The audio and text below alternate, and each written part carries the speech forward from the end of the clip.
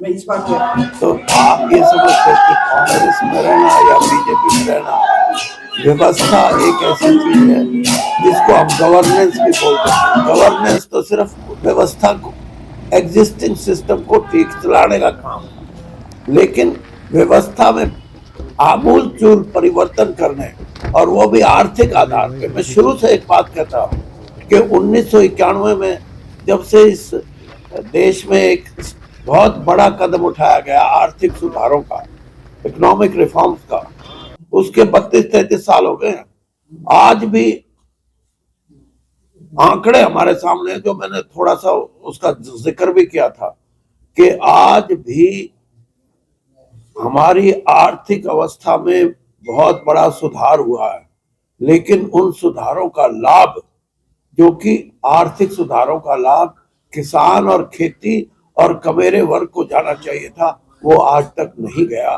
वो पैसा, वो दौलत देश की तो बढ़ी है, अर्थव्यवस्था भी बढ़ी हुई है, और जो जो अब दावे चल रहे हैं कि हम दुनिया की तीसरी बड़ी अर्थव्यवस्था बनेंगे, वो भी बात आएगी, लेकिन उसका उसका वितरण, उसका बंटवारा 140 करोड़ के देश में आज भी 57% लोग ऐसे हैं जिनके पास, 1% लोग ऐसे हैं जिसमें 57% दौलत के मालिक हैं वो, और बाकी 138 करोड़ लोग वैसे ही हैं। तो इसलिए मैं ये कह रहा हूं कि आर्थिक सुधारों में भी दोबारा से सोचने की जरूरत है कि आर्थिक सुधार सिर्फ कॉमर्शियल एक्टिविटीज या हमारा फॉरेन ट्रेड या हमारे उद्योग धंधे इन्हीं तक सीमित ना हो, बल्कि जो वर्किंग क्लास है और जो खेती है, इनको भी वो जो सहूलियतें या वो बढ़ता हुआ हमारा आर्थिक जो स्तर है वो नीचे तक जाना चाहिए। ये है सर, आपकी जो तर्क है, आपकी जो व्यवस्था पर चेंज करने की बात है, उसके लिए भी तो राजनीतिक ताकत होनी जरूरी है, आप सरकार का हिस्सा हो। मैं आज के दिन, आपने अगर अजय चौटाला का बयान सुना हो तो मैं प्राइमरी मेंबर हूं, कम से कम उसी पे इतबार कर।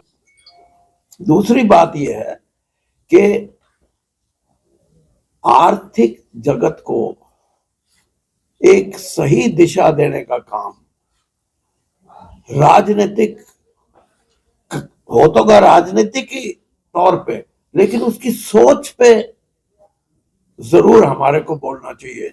और वो सोच जो है, वो परिवर्तन जब तक उस सोच में नहीं आएगा, आज भी अगर सारा पैसा, हम एक बड़ी आर्थिक व्यवस्था बन जाते हैं और पैसे का कंसंट्रेशन कुछ हाथों में या चंद हाथों में रहता है, तो जो इकोनॉमिक रिफॉर्म्स हैं उसका कोई मतलब नहीं। आपको याद होगा जब इकोनॉमिक रिफॉर्म्स इंट्रोड्यूस हुए,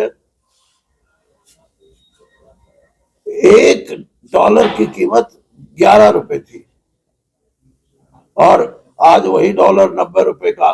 लेकिन हमने सिर्फ इसलिए एक प्रयास किया था कि हम दुनिया की बढ़ती जो आर्थिक जगत में उनकी गतिविधियां हैं, चाहे ट्रेड है, चाहे एक्सपोर्ट है, इंपोर्ट है, चाहे ग्रोथ है इंडस्ट्री की, उसका हिस्सा बन सके, उसका हिस्सा बने, लेकिन उसका फायदा देश के वर्किंग क्लास कमेरे वर्ग को और खेती को, किसान को नहीं उतना मिला जितना कि वो हकदार है। सर, आज खिलाड़ी जो है सड़कों पे यहाँ पर मेडल तक वापस लौटा रहे हैं अपनी सम्मान की लड़ाई को लेकर। दिनेश फोगाट ने भी अपना मेडल, वो सम्मान जो वापस करने का बात, अर्जुन अवार्ड, साक्षी मलिक भी खेलों से संन्यास लेने की बात की। फिर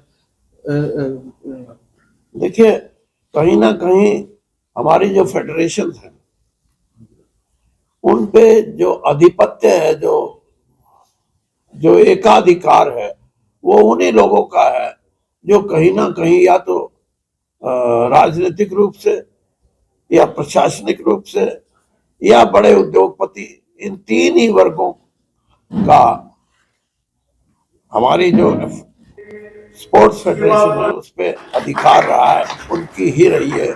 और मैं ये बात अब से नहीं, बहुत पहले से कह रहा हूं कि फेडरेशन के सिस्टम को स्ट्रीमलाइन करना चाहिए ताकि एक ही सिस्टम में घुसे हुए लोग सारी उम्र के लिए काबू ना कर सकें।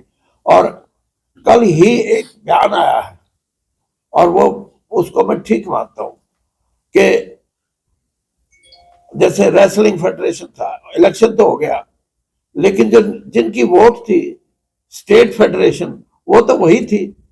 तो स्टेट फेडरेशन को भी दोबारा से उनमें कुछ सुधार लाके दोबारा से ऐसी चीजें इंट्रोड्यूस करनी चाहिए जिससे कि उसमें जो डेमोक्रेटिक सिस्टम है वो बरकरार रहे। वरना तो आप बदल ही नहीं सकते, एक जिस ग्रुप ने पकड़ लिया वही पकड़े रहेगा। राहुल गांधी लगातार हरियाणा का दौरा कर रहे हैं, आज भी झज्जर के छारा गांव में पहुंचे हैं, खिलाड़ियों से मुलाकात की है उन्होंने। देखिए, अब जो जो चुनाव नजदीक आएगा सभी यही कोशिश करेंगे। मैं भी गोहाना इसीलिए आया हूं कि कुछ ना कुछ अपनी बात कहूं। राहुल गांधी गांव में आए हैं, वो भी अपनी बात बोलने के लिए आए हैं और उस वर्ग को बोलने के लिए आए हैं जो गांव में बसता है, गांव से जिसके संबंध है। और ये प्रक्रिया चलेगी। मुख्यमंत्री जी भी अपने तरीके से वो भी संवाद करके कोशिश कर रहे हैं लोगों में गांव में जाने की।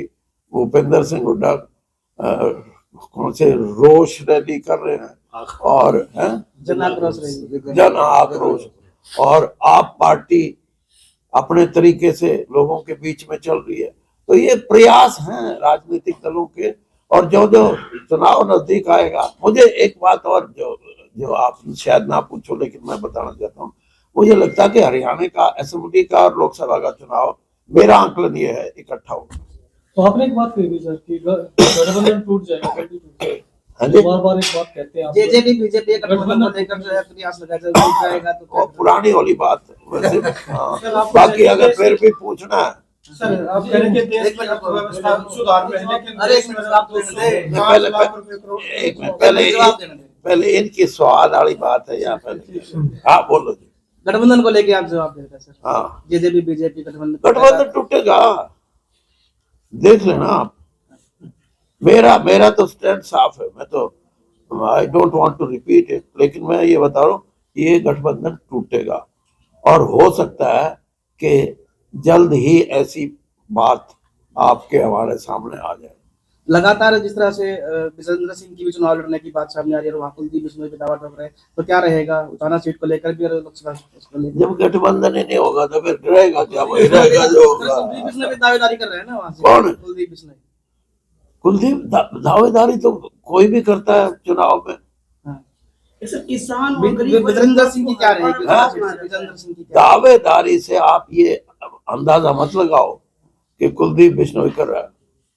कोई भी कर सकता है। कुलदीप बिश्नोई क्यों, कैप्टन अभिमन्यु भी कर रहा है, बराड़ा भी कर रहा है, वो गंगुआ भी कर रहा है, और नाम लूं दो चार। तो आपका स्टेट क्लियर है, तो विजेंद्र सिंह वाल से चुनाव लड़ेगा।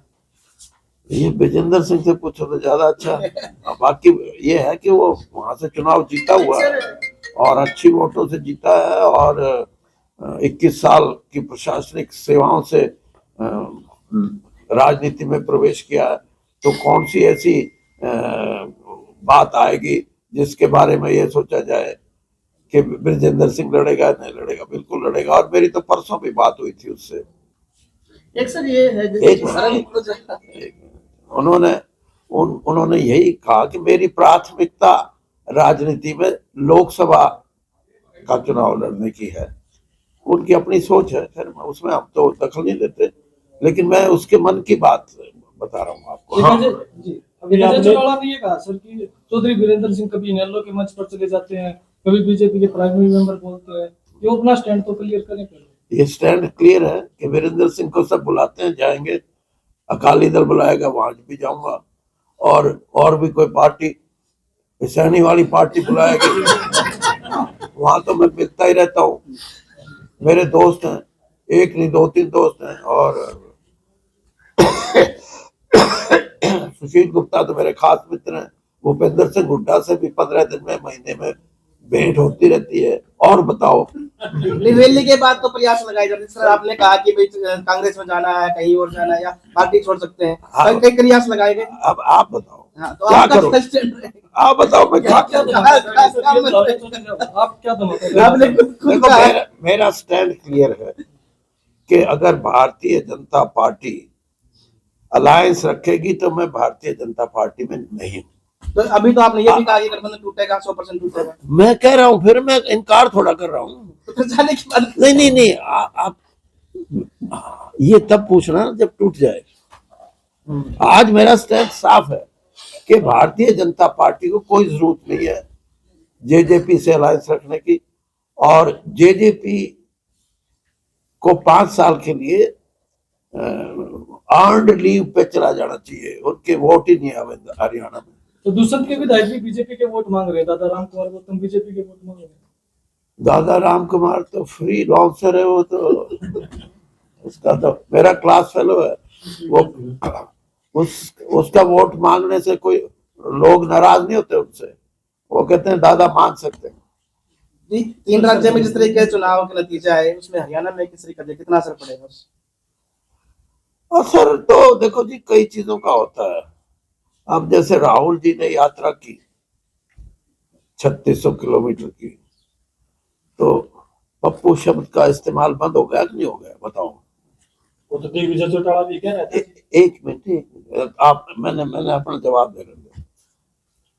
इसी तरीके से जब 3 चुनाव जीती है भारतीय जनता पार्टी, तो उसका असर भी ये है कि कांग्रेस ये कह रही है हरियाणा में कि तेजी से करो, तेजी से करो। अब सुखद परिस्थिति से जब कोई दूसरा बिगुल बजता है तो फिर अटेंशन तो होना पड़ता है। तो आज कांग्रेस उस स्थिति में भी है कि अपने क्योंकि उन्होंने कहीं ना कहीं ये देखा कि जो एफर्ट्स करने चाहिए चुनावी साल में, वो एफर्ट्स करना बहुत जरूरी है। ये सोच के कि हम तो जीते हुए हैं, या ये सोच के हम तो हारे हुए हैं, क्या करेंगे क्यों करें, या जीतने वाला ये सोचे हम तो जीते हुए हैं, ये नहीं चलता। चुनावी साल में जो पार्टी ज्यादा एफर्ट्स करेगी उसी पार्टी को फायदा होगा।